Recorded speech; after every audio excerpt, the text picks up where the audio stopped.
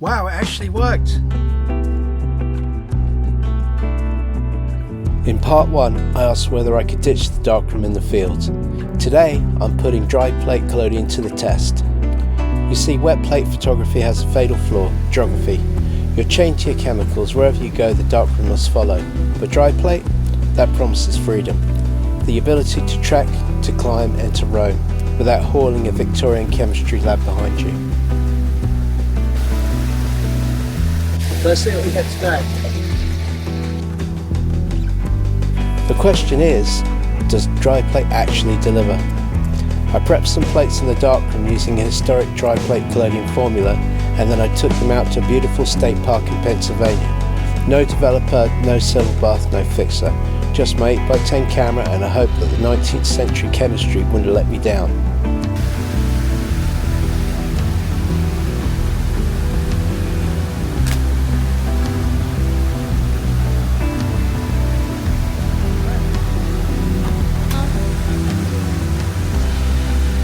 Okay, welcome back to part 2 of my dry plate collodion series.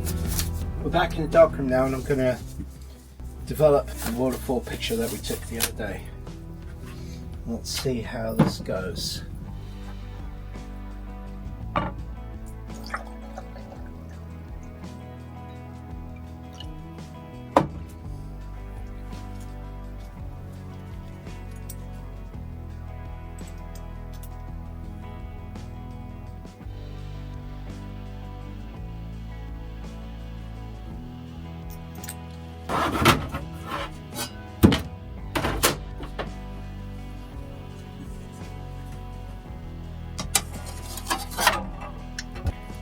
So the first step is to rehydrate the plate using distilled water and a little bit of Everclear for about a minute.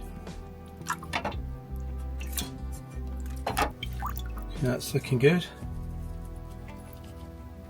Next step is we start the development with the paragallic acid and silver nitrate.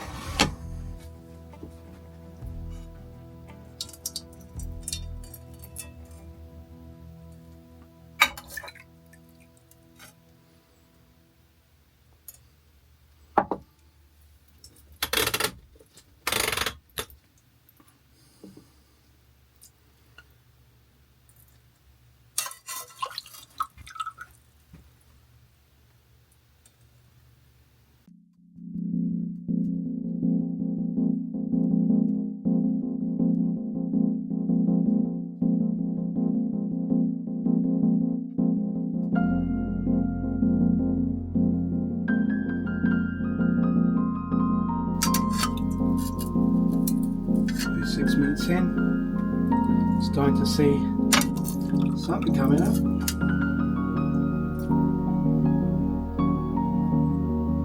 Seeing the waterfall, I think. Need some water over there.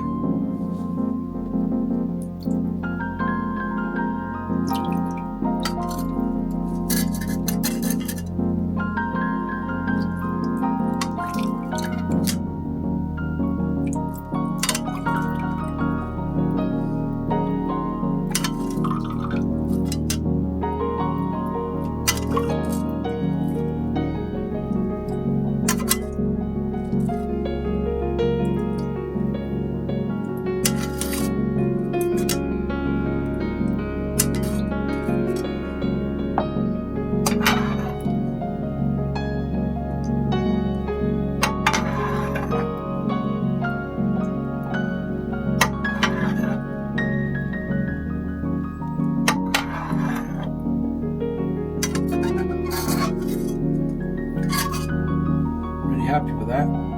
That's amazing. It's come out great.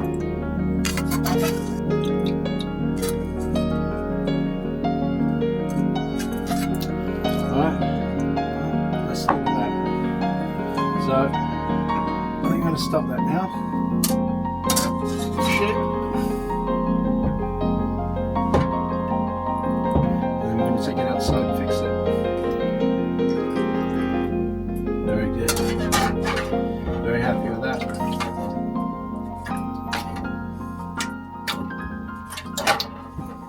Here's the plate before it's fixed. That's all fully developed. That's half an hour development. I couldn't really go any further than that. Now I'm going to fix it.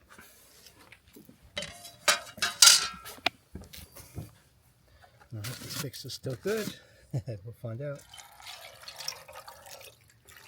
Sodium thiosulfate.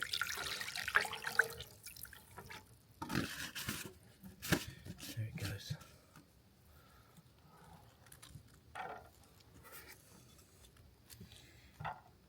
It looks very like a Japanese garden.